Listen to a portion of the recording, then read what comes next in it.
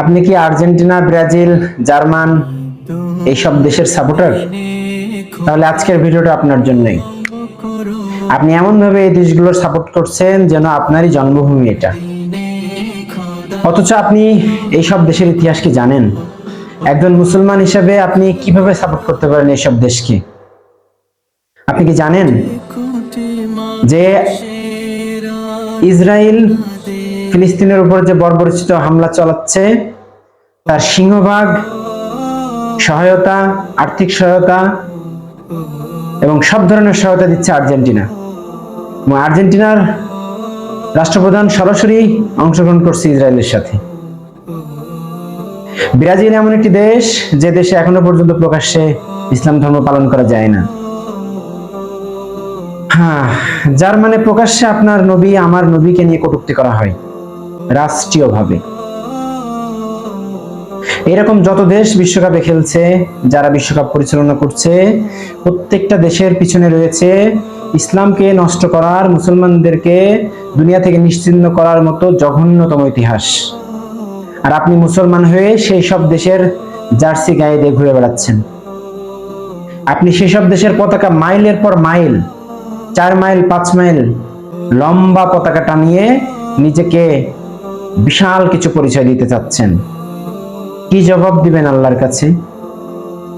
যেসব দেশ মুসলমানদের নিয়ে, মুসলমানদের রক্ত নিয়ে, মুসলমানদের জীবন নিয়ে খেলা করতেছে, আপনারা তাদের নিয়েই আনন্দ ফুর্তি উৎসবে ব্যস্ত।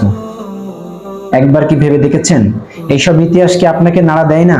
একজন মুসলমান হিসেবে আপনার মনে কখনো কি এরকম প্রশ্ন আসে না যে যেসব দেশ আমাদের মুসলমানদের জীবন নিয়ে খেলা করছে, দুনিয়া থেকে উৎখাত করার জন্য চেষ্টা করছে, তাদের জন্যই আমরা আজকে উতলা হয়ে আছি, তাদের আনন্দে নিজেকে উৎসর্গ করে দিচ্ছি। আরে মুসলমান, আফসোস। আমার এই কথাগুলো শুনলে অনেকের হয়তো আজকে আপনার খারাপ লাগতে পারে। অনেকে মনে মনে ভাববে আমি হয়তো অন্য কোনো দলের সাপোর্ট করছি। না না না, আমি অন্য কোনো দলের সাপোর্টও করছি না। আমি শুধু আপনাদেরকে স্মরণ করিয়ে দিতে চাই যে আপনারা যাদেরকে আইডল মনে করছেন, যে মেসিকে আইডল মনে করছেন, যে নেইমারকে আইডল মনে করছেন, আসলে কি তারা আইডল হওয়ার যোগ্য? তাদের ব্যক্তিগত ক্যারেক্টার কি আপনারা কখনো খোঁজ নিয়েছেন?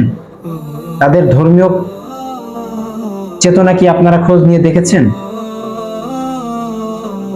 দেখেননি।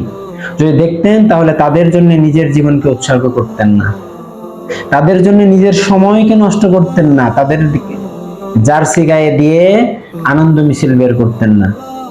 কেন একজন বিধর্মীদের জার্সি আইকন হিসেবে আপনার শরীরে পড়তে হবে? আপনার কি আইকন নাই?